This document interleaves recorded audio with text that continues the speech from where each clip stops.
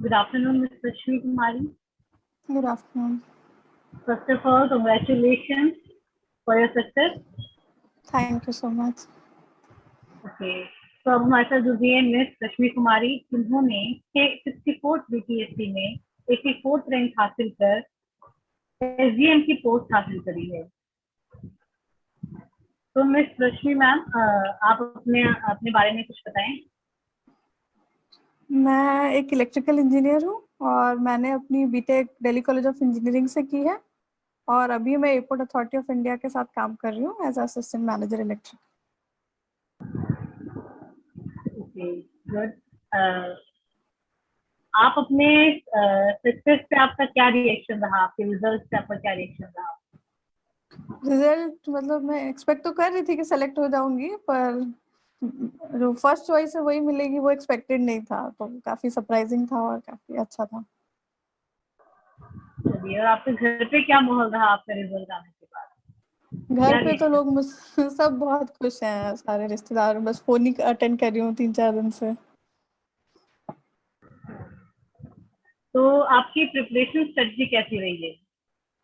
Preparation strategy, अगर pre की बात करें तो प्री के लिए मेनली मैंने करंट अफेयर्स पे फोकस किया और लूसेंट के एमसीक्यूज मैंने प्रैक्टिस किए काफ़ी ज़्यादा, और ऑनलाइन जो भी यूट्यूब वीडियोस होते हैं उस पर डेली बेसिस पे करंट अफेयर्स किए मैंने, उसके लिए सेल्फ स्टडी की मैंने मेनली। और मेंस के लिए क्योंकि मैं वर्किंग थी तो मुझे मेंस के लिए कोचिंग की ज़रूरत थी, तो इसके लिए मैंने आस्था का मेन टेस्ट सीरीज ज्वाइन किया। तो मैं वीकेंड्स पे जाके मेंस टेस्ट सीरीज लिखती थी काफ़ी, और उससे मुझे बहुत ज़्यादा हेल्प हुई टाइम मैनेजमेंट में भी, और फाइनली एग्जाम में लिखने में भी काफ़ी सारे टॉपिक्स में मुझे काफ़ी हेल्प मिली, मेंस में स्पेशली। और इंटरव्यू के लिए भी मैंने आस्था ही ज्वाइन किया था और मैं एक ही मॉक टेस्ट दे पाई, बट जो भी उसमें पूछा गया फॉर्चुनेटली इंटरव्यू में भी सिमिलर ही पूछा गया मेरे से, तो उससे मुझे बहुत हेल्प मिली इंटरव्यू में भी। चलिए, बहुत अच्छी बात है। आपने कब डिसाइड किया कि आपको यूपीएससी देना है? मैं बीपीएससी 2014 में मैंने बीटेक की थी, तब से ही देना चाहती थी, but unfortunately due to job में हमेशा से वर्किंग ही रही तो दे नहीं पा रही थी। बट 64th में फाइनली आई डिसाइडेड कि 64 दूंगी, और ये मेरा फर्स्ट अटेम्प्ट था, तो आई डिसाइडेड कि 64th में मैं दूंगी। 2018 में मैंने डिसाइड किया कि दिस टाइम बैठना है और क्लियर करना है। चलिए, बहुत अच्छी बात है, आपने फर्स्ट अटेम्प्ट में अपना एग्जाम क्लियर किया। हाँ जी। तो आपकी जैसे आपने बोला कि आप जॉब भी करती थी साथ में, तो आपने जॉब और स्टडी को कैसे मैनेज किया है? Can you tell us about something? हाँ, जॉब के साथ मेरी जॉब भी 9 to 6 की थी और Monday to Friday, but weekends पे मेरा मेनली टाइम आंसर राइटिंग में जाता था। हर वीकेंड पे ऑलमोस्ट मैं आस्था में जाती थी मेंस टेस्ट सीरीज देने। उसके बाद ऑफिस से आने के बाद, और मेनली मेरा ट्रैवलिंग टाइम जो था ऑफिस में, ऑफिस के लिए दैट वाज 2 hours अराउंड, तो वो मैं यूज करती थी मेट्रो में ट्रैवल करते वक्त कि वो 2 hours में करंट अफेयर्स पढ़ लूँ या वीडियोज देख लूँ या मेंस के टॉपिक्स रिवाइज कर लूँ। ऑनलाइन मेनली पढ़ाई की मैंने, उतना बुक से नहीं पढ़ पाई, बट ऑनलाइन सॉफ्ट कॉपीज वगैरह यूज करके मैंने वो टाइम यूज किया ट्रैवलिंग वाला और वीकेंड्स वाला। तो आपने एग्जाम प्रिपरेशन के दौरान स्ट्रेस एंड एंजाइटी और प्रेशर को कैसे डील किया? एक्चुअली सही पूछे तो मुझे उतना स्ट्रेस हुआ नहीं, because I was already working, तो उतना जॉब का टेंशन नहीं था। बट वही था कि हाँ, आई एंजॉयड स्टडिंग, तो मैं खुश होकर ही पढ़ती थी, स्ट्रेस ऐसा मुझे कभी हुआ नहीं। तो मैं बस ये था कि अपना बेस्ट देना है, जो होगा वो देखा जाएगा। ओके, ओके, तो बहुत अच्छी बात है। तो how you deal with distractions like in today's world, online and social media distract us a lot, ना? तो how do you deal with that? Social media से बिल्कुल दूर रहने में तो मैं बिलीव नहीं करती हूँ, क्योंकि वो भी ज़रूरी पार्ट है। बट हाँ, हमें कम से कम टाइम स्पेंड करना चाहिए, स्पेशली जब आप पढ़ रहे हैं या किसी सिविल सर्विसेज की तैयारी कर रहे हैं, तो आपको उस पर कम टाइम देना चाहिए। May be ½ an hour a day, मतलब ज़्यादा टाइम उस पर नहीं दे सकते, पर पूरा कट ऑफ हो जाना भी ठीक नहीं है। उससे फिर आपको डिप्रेशन या एंग्जाइटी हो सकती है। जी, बिल्कुल। What's your dream Bihar? Can you tell us about that? हाँ, डेफिनेटली। मेरा ड्रीम बिहार ये है जहाँ पे हर वुमेन एजुकेटेड हो और वुमेन एम्पावरमेंट बहुत ही अच्छे लेवल पे हो, और एजुकेशन लेवल वुमेन का it should be at least 80% above, कम से कम। टारगेट तो 100% का ही रहेगा डेफिनेटली। ओके, तो आपने फैमिली एंड फ्रेंड्स के साथ कैसे मतलब मैनेज किया, like your job plus preparation plus family stress and all, so how do you deal with that? तो मैं फैमिली के साथ ही रहती थी, तो फैमिली का तो हमेशा से सपोर्ट रहा। इनफैक्ट मेरे मम्मी और बहनों को I used to teach them, मतलब रिवीजन के बहाने में उनको ही पढ़ा देती थी। तो बेसिकली ऐसा फैमिली लाइफ में कोई दिक्कत नहीं आई, दे वर वेरी सपोर्टिव, तो सबने काफी सपोर्ट किया। और घर में सबको ही पढ़ने का काफी शौक है, तो उनको भी इसी बहाने बिहार के बारे में काफी जानकारी मिलती थी मेरे through. Okay. So to whom would you like to give credit for your success? तो मैं अपने क्रेडिट का सक्सेस अपनी फैमिली को दूंगी सबसे पहले, उसके बाद अपने फ्रेंड्स को, देन आस्था आईएएस डेफिनेटली, मेंस और इंटरव्यू में मुझे बहुत हेल्प किया उन्होंने।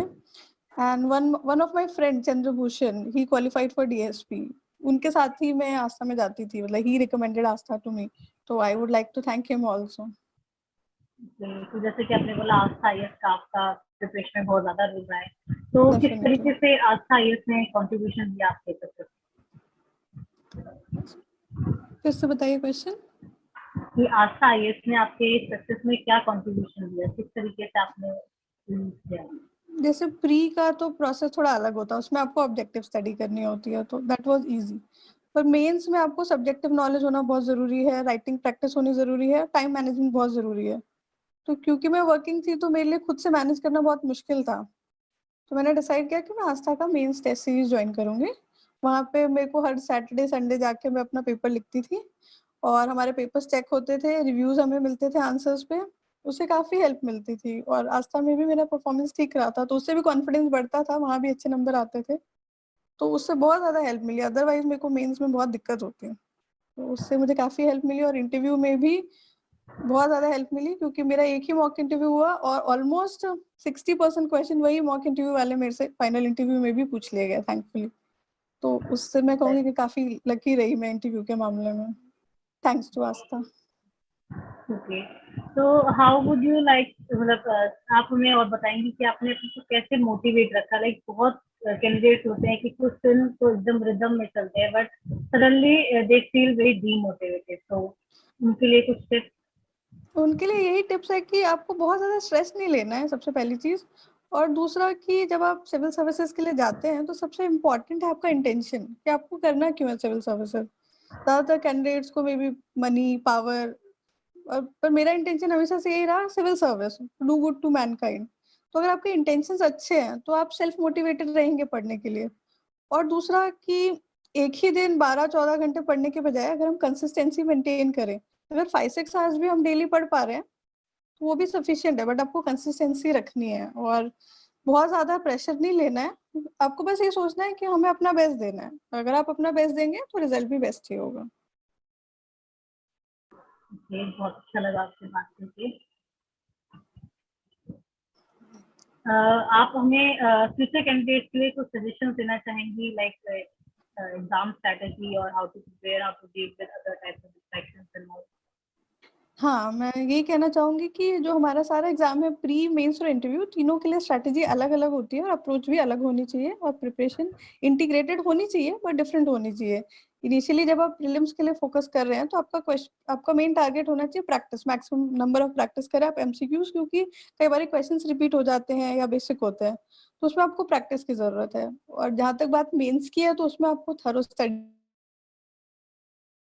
या इंडिया का पूरा हिस्ट्री, ज्योग्राफी, और उसके बाद आपको फोकस करना राइटिंग पे, क्योंकि काफी बच्चों का मैं देखती हूँ कि उनके पेपर ही पूरा नहीं हो पाता, 2 या 3 क्वेश्चन छूट जाते हैं, तो वो अपने फिर सेलेक्ट होने के चांसेस कम हो जाते हैं उनके। तो इसलिए बहुत जरूरी है कि आप प्रैक्टिस करें, टाइम मैनेजमेंट करें, और गिवन टाइम फ्रेम में टाइम सेट करके पेपर लिखें, उन्हें इवेलुएट करें। ये बहुत जरूरी है, बिना पेपर लिखे डायरेक्ट आप फाइनल एग्जाम में नहीं लिख सकते। और जहाँ तक इंटरव्यू में बात है, तो इंटरव्यू थोड़ा लग तो रहता ही है कि आपसे क्या पूछ ले, ऑप्शनल भी पूछ सकते हैं। मेरे से मेनली जॉब प्रोफाइल पूछी गई थी, तो उसमें मेरा अच्छा कमांड था। तो इंटरव्यू के लिए आपको न्यूज़पेपर पढ़ना, अपडेटेड रहना है, और दूसरा कॉन्फिडेंस बहुत जरूरी है इंटरव्यू के लिए। और आपको इंटरव्यूअर में हमेशा, अगर पैनल में 4-5 लोग रहते हैं, तो 1-2 हमेशा ऐसे रहते हैं जो आपको हमेशा स्ट्रेस में डालने की कोशिश करते हैं। आपका रिएक्शन देखते हैं कि आप कैसे बिहेव कर रहे हैं, अगर आपके अकॉर्डिंग इंटरव्यू नहीं जा रहा तो दे विल ऑलवेज इस तरीके से बिहेव करेंगे कि आपका इंटरव्यू अच्छा नहीं जा रहा, आपको थोड़ा लो करने की कोशिश, चेक करते हैं आपका कॉन्फिडेंस। तो ऐसे में आपको घबराना नहीं है, और 100 100% आंसर्स देने की भी जरूरत नहीं है, मैंने खुद भी 75 to 80% ही आंसर्स दिए थे इंटरव्यू में, क्योंकि कुछ क्वेश्चन डेफिनेटली आप सारे क्वेश्चन तो नहीं जान सकते ना बोल के। तो बेसिकली भैया कि आपको कॉन्फिडेंट रहना है और अपना बेस्ट देना है और बिल्कुल भी घबराना नहीं है, स्ट्रेस नहीं लेना और कंसिस्टेंट रहना। Okay, thank you so much हमारे साथ जुड़ने के लिए, हमारे साथ इतनी सारी suggestion tips and tricks share करने के लिए। Thank you. ओके, तो आई थिंक आप और कुछ अपना एक्सपीरियंस शेयर करना चाहें कि आपके प्रिपरेशन के दौरान जो हर्डल्स आए, लाइक जॉब और पढ़ाई मैनेज करते टाइम? पढ़ाई और जॉब मैनेज करते टाइम कभी कभी क्या होता है कि जॉब भी मेरी काफी डिमांडिंग है। एयरपोर्ट अथॉरिटी ऑफ इंडिया में we have 125 airports to manage, और मैं जब प्रिपेयर कर रही थी तब मैं हेडक्वार्टर्स में पोस्टेड थी दिल्ली में। अभी मैं झारसुगुड़ा एयरपोर्ट पे पोस्टेड हूँ, अभी मैं करंटली उड़ीसा में हूँ। तो जब मैं प्रिपेयर कर रही थी तब काफी स्ट्रेस था, बिकॉज हेडक्वार्टर में काफी स्ट्रेस रहता था, आपको ऑफिस लाइफ भी मैनेज करनी होती है और पढ़ना भी होता है। तो इसी बीच जब भी कभी टाइम मिले तो आप पढ़ लीजिए, और ऑफिस का काम तो आपको करना ही है, उसमें कोई कॉम्प्रोमाइज तो होता नहीं है। बट अगर आप इंजॉय करेंगे प्रोसेस तो हेक्टिक बिल्कुल भी नहीं लगेगा। तो आई थिंक आपको स्टडी इंजॉय करनी चाहिए रादर देन काम समझ के करना, तो फिर इजी रहेगा आपका जर्नी। जी, आप अपनी हॉबीज के बारे में कुछ बताना चाहेंगे, क्योंकि हॉबीज भी बहुत अच्छा रोल प्ले करती है प्रिपरेशन के टाइम, थोड़ा फ्री होने के लिए, राइटिंग करने के लिए? मेरी एक ही हॉबी है मेनली, मुझे ग्रीटिंग कार्ड्स बनाना बहुत पसंद है अपने नियर एंड डियर वंस के लिए। तो मैं अपने फ्री टाइम्स में आर्ट एंड क्राफ्ट और फ्लावर्स और ग्रीटिंग कार्ड्स बनाती हूँ, और उससे मुझे लगता है कि काफी क्लोज वार्म रहता है। खरीदने में उतना वार्मथ नहीं है जितना खुद बनाने में है। तो अगर आप क्रिएटिवली इन्वॉल्व रहे तो उससे भी काफी अच्छा ब्रेक मिलता है। जैसे अगर आप पढ़ के थक गए हैं या बोर हो गए तो आप कुछ क्रिएटिव कर सकते हैं, लाइक पेंटिंग या फिर कार्ड मेकिंग, कुछ भी जिससे कि आपका स्ट्रेस रिलीज हो, वो भी काफी अच्छा रहता है। बहुत बहुत शुक्रिया लक्ष्मी जी हमारे साथ जुड़ने के लिए। आपके थैंक यू साथ सो बात मच। करके बहुत अच्छा लगा। थैंक यू सो जी, मच।